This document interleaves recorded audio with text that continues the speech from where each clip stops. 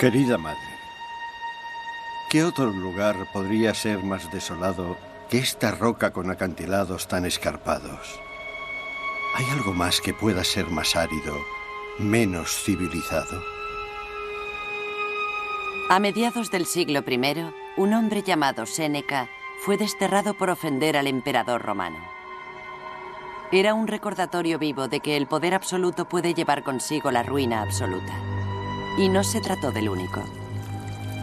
El exilio de un hombre, escribía Séneca, no es más que una gota en el mar de los cataclismos humanos. En el siglo I, nadie era inmune a los abusos imperiales. Los caprichos del emperador se convertían en ley, y la ley de los emperadores podía ser muy dura, especialmente bajo Nerón. Durante su errático gobierno, el fuego asoló la ciudad de Roma y los cristianos pagaron por ello. La brutalidad se extendió por el imperio. Muy pronto empezaron a soplar aires de cambio, primero en las provincias, luego en el mismo corazón del imperio romano en el siglo I.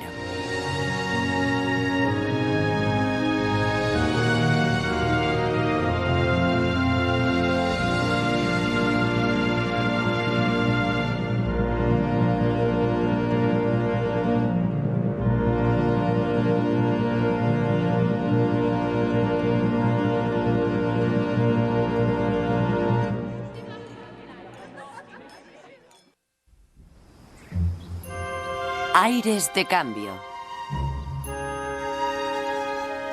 En su juventud, Claudio escribió una historia. Su primera lectura pública fue una prueba para los nervios. Nada más empezar, un hombre especialmente gordo rompió unos bancos al tomar asiento, y el público estalló en carcajadas. Sin embargo, Claudio no fue capaz de controlarse ni siquiera cuando el público ya se había tranquilizado y continuó riendo incontroladamente. Hace 2000 años, un biógrafo imperial describió un mundo gobernado por Roma y a esta gobernada por un hombre inverosímil. Se llamaba Claudio. Claudio cojeaba y tartamudeaba. Habiendo sido una vergüenza para su familia imperial, había vivido casi toda su vida en un segundo plano. Y ya que carecía de poder e influencia, encontró consuelo en el estudio. No obstante, cuando se cumplió la primera mitad del siglo I, un giro del destino lo convirtió en emperador. Sus críticos enmudecieron. Porque Claudio cogió el timón del imperio más grande del mundo con más confianza que cualquier hombre desde que se había iniciado la dinastía. Claudio amplió los dominios de Roma. En el sur, completó la conquista del norte de África. En el norte, dominó a las tribus ferozmente independientes de Britania. Desde Turquía a Marruecos, desde el Mar Rojo al Mar del Norte, las múltiples facetas del mundo antiguo se fundían en un único imperio. Pero Claudio hizo algo más que ampliar fronteras. Aprobó leyes para proteger a los esclavos enfermos, permitió que habitantes de los pueblos conquistados se convirtieran en ciudadanos, incluso en miembros del Senado. A mí me gusta Claudio. Lo encuentro encantador. No solo debido a las adversidades de su juventud, su enfermedad, su cojera, su tartamudez, sino porque cuando llega al poder se muestra realmente humano con los esclavos. Se preocupa por los pueblos del imperio y para tratarse de un hombre que no tenía posibilidad de llegar al trono imperial, se convierte en un notable estadista. Pero los años de tranquilidad no tardaron en convertirse en cosa del pasado, y el imperio tuvo que soportar el lado más feo del gobierno del emperador. A pesar de su poder, Claudio era muy vulnerable. Su vida estaba plagada de complots y traiciones. La mayoría de los miembros de su familia habían sido asesinados por enemigos políticos, y él mismo había soportado la ejecución de una esposa desleal. En el año 34, Claudio se dispuso a buscar nueva esposa. La sociedad romana se movilizó. La rivalidad era intensa. Muchas familias querían unir su sangre con la del emperador, y mientras ellos maniobraban, Claudio vacilaba, y la tensión iba en aumento. Por fin, Claudio tomó una decisión que sorprendió a Roma. El historiador Tácito, unos años después, explicaría el porqué. El emperador había elegido casarse con su propia sobrina, una mujer dura e inflexible y con un carácter cuestionable. Se llamaba Agripina. Desde ese momento, el emperador cambió. Todos obedecían a una mujer, pero esta era una mujer sin ninguna frivolidad femenina. Era abiertamente severa y con frecuencia arrogante. El dominio de Agripina era casi masculino. Lo más trágico de Agripina es que escribió sus memorias, pero se perdieron. Yo daría cualquier cosa por conocer su versión de la historia. Lo más frustrante de recuperar a las mujeres romanas es que hoy en día no tenemos nada de ellas. Quizá no fuera muy diferente de lo que los hombres romanos hubieran dicho de ellas, pero habría sido maravilloso conocer sus razones para actuar como lo hizo.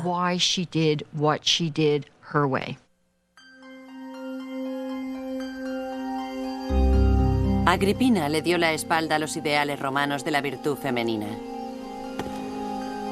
Cogió directamente el poder y lo utilizó con orgullo.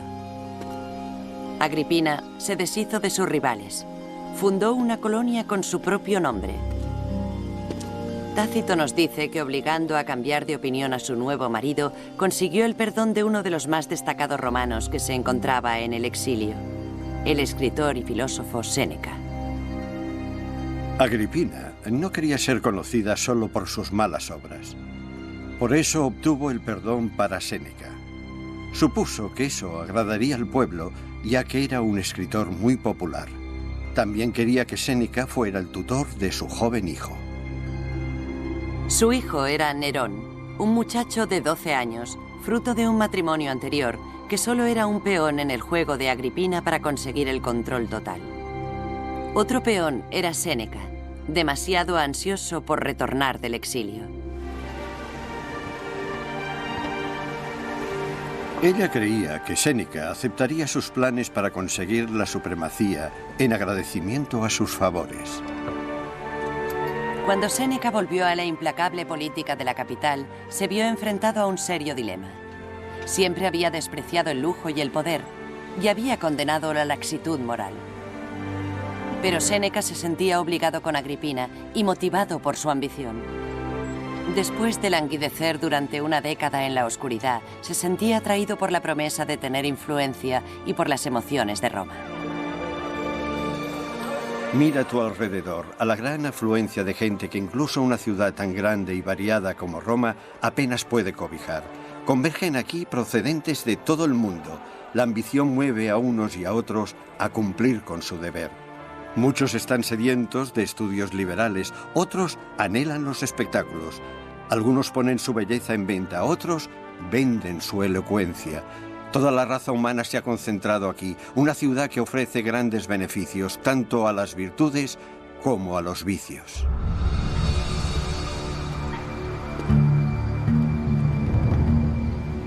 Pero en el interior del palacio imperial, Séneca encontró más vicios que virtudes.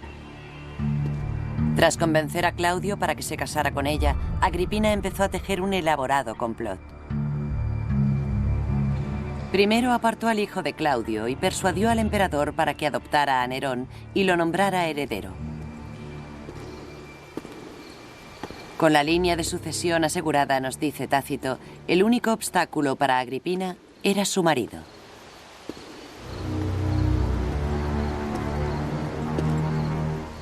Sus planes para asesinarlo eran firmes. Y mientras aguardaba el momento propicio, Agripina buscó el veneno más apropiado. Eligió a un especialista en la materia y con él preparó una pócima.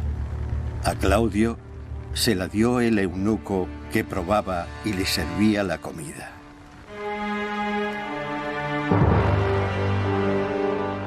Claudio cayó desplomado al borde de la muerte, pero luego empezó a recuperarse.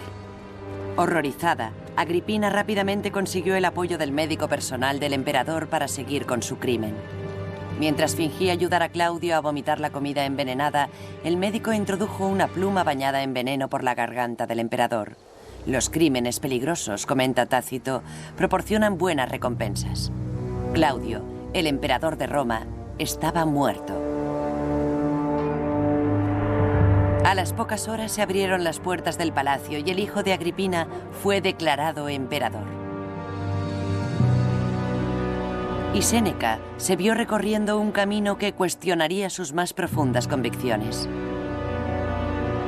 Había empezado el reinado de Nerón.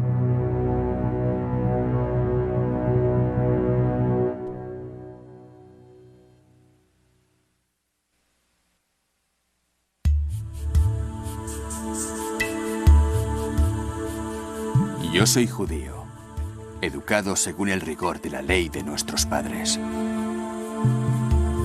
En la provincia romana de Palestina, durante el reinado del emperador Claudio, un ardiente y joven judío llamado Saulo se debatía en sus propios dilemas. Buscaba la detención de herejes, miembros de una pequeña secta judía conocida como los seguidores de Jesús. Saulo se dedicaba a eliminarlos. Y lo hice en Jerusalén, donde encarcelé a muchos con el poder que para ello tenía de los sacerdotes. Y cuando eran condenados a muerte, yo daba mi voto. Y loco de furor contra ellos, los perseguía hasta en las ciudades más remotas. Pero mientras seguía la ruta de Jerusalén a Damasco, de pronto cambió el futuro de Saulo, y con él el futuro de su atribulada provincia, el de sus gobernantes romanos, e incluso la religión del mundo. Hacia el mediodía, de repente me envolvió una gran luz del cielo. Caí al suelo y oí una voz que me decía: Saulo, Saulo, ¿por qué me persigues? Y yo respondí: ¿quién eres, Señor? Y me dijo: yo soy Jesús Nazareno. Y yo dije: ¿qué he de hacer, Señor? El Señor me dijo: levántate, entra en Damasco, y allí se te dirá lo que has de hacer. Como yo no veía a causa de la claridad de aquella luz, conducido por los que me acompañaban, entré en Damasco. Saulo se convirtió en Pablo y dedicó el resto de su vida a difundir la palabra de Dios con el mismo celo que antes había puesto en eliminarla. El fervor de Pablo fue causa de muchas conversiones, pero también le granjeó el odio de otros muchos. Una noche, su afirmación de que Jesús era el Mesías atrajo a una violenta multitud. Atrapado en la última planta de un edificio, Pablo evitó la muerte ocultándose en un cesto. Sus seguidores lo bajaron por una ventana. Esa sería solo una de las muchas veces que escaparía de milagro.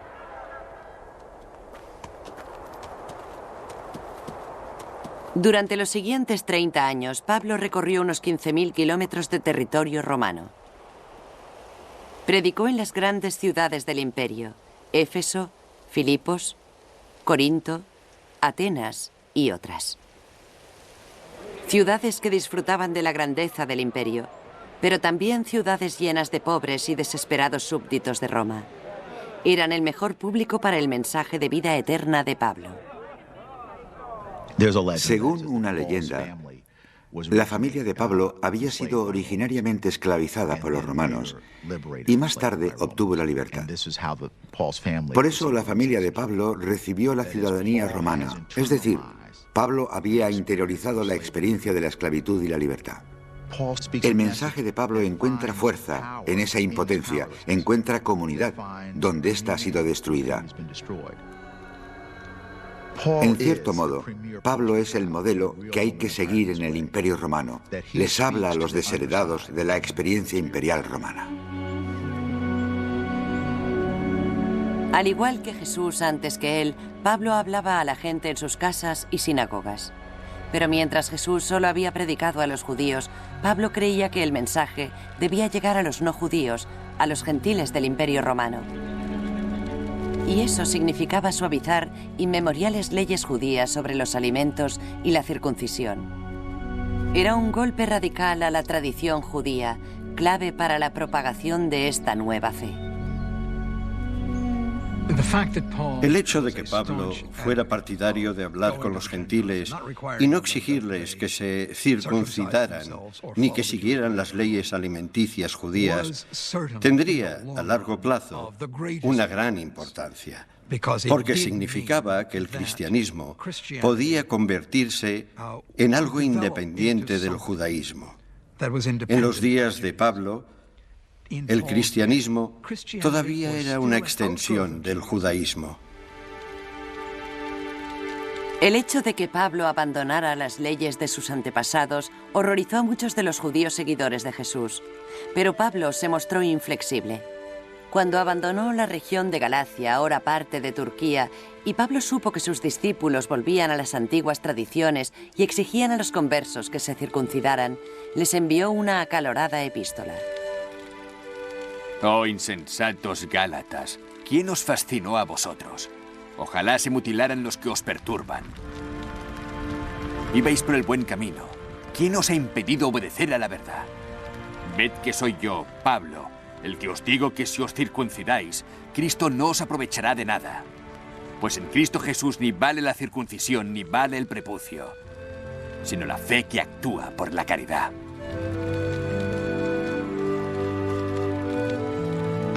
Pablo era un hombre de profundas y sentidas convicciones. Se muestra apasionado con esa gente a la que le escribe. Son su vida y se lo toma muy en serio. Esa pasión y el pathos de esas relaciones problemáticas que él negocia desde la distancia se evidencian en sus cartas. Según la tradición, Pablo regresó a Jerusalén con la intención de imponer sus puntos de vista, pero fue encarcelado por provocar disturbios al llevar hombres no circuncidados al templo. En prisión, Pablo alegó su ciudadanía romana y fue enviado a Roma. Por el camino sufrió un naufragio. 3 veces padecí naufragio. 5 veces recibí 40 azotes menos 1. Una vez fui apedreado.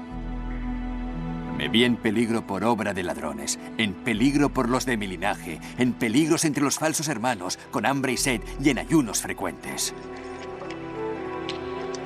Esto sin hablar de otras cosas, de mis cuidados de todos los días, de la preocupación por todas las iglesias. Se ha dicho que el cristianismo quizás hubiera sido posible sin Jesús, pero no lo habría sido sin Pablo. Y esa es una afirmación que no puede discutirse, porque Pablo pudo propagar el mensaje en distintas zonas del Mediterráneo, desde Palestina a Roma. Nadie sabe cómo ni dónde murió Pablo. La Biblia no dice nada. Pero donde quiera que pasara sus últimos años, el éxito de Pablo superó con creces sus sueños más atrevidos. Se había mostrado testarudo y orgulloso, pero convirtió las creencias de un grupo de judíos disidentes en los cimientos de una iglesia mundial. Una iglesia que un día conquistaría a la misma Roma.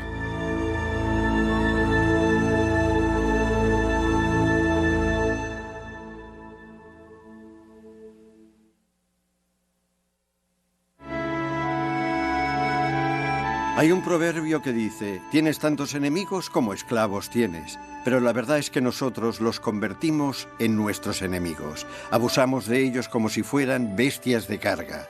Cuando nos recostamos para cenar, uno seca nuestras babas, otro recoge las sobras y las migas tiradas por los borrachos. Lo que yo quiero decir es esto. Tratad a vuestros inferiores como os gustaría que os trataran a vosotros. Séneca, el nuevo tutor del emperador, había dedicado la mayor parte de su vida a problemas éticos. Era seguidor de la filosofía estoica. En tiempos de esclavitud, los estoicos proclamaban la idea de la humanidad universal, la hermandad de los hombres, adelantándose en la doctrina cristiana. En tiempos de opulencia, los estoicos evitaban el vivir de forma ostentosa, y en tiempos de poder absoluto, los estoicos recorrían el estrecho camino entre la integridad y la hipocresía. Séneca era el más importante filósofo estoico de su tiempo. La principal enseñanza del estoicismo era la aceptación del destino personal para representar el papel que a uno le había asignado el destino en el mundo.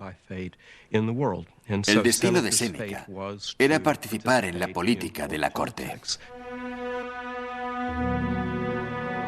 Séneca participó en la política de la corte por medio de Nerón, que en esos momentos era un muchacho de 16 años cuyo camino hasta el trono imperial había estado bañado de sangre. La tarea de Séneca era moldear a ese hijo animoso de una familia hambrienta de poder para convertirlo en un líder mundial tolerable. Al principio sus probabilidades eran buenas, ya que el joven Nerón era de naturaleza sensible. Le encantaba el teatro, la música, y Suetonio, su biógrafo, nos indica que también le gustaba el popular pasatiempo de las carreras de caballos. Desde su infancia, Nerón era un apasionado a los caballos. A principios de su reinado, jugaba todos los días con cuadrigas de marfil de juguete. Muy pronto deseó conducir una cuadriga él mismo. Tras haber practicado con sus esclavos, apareció en el circo ante toda la ciudad.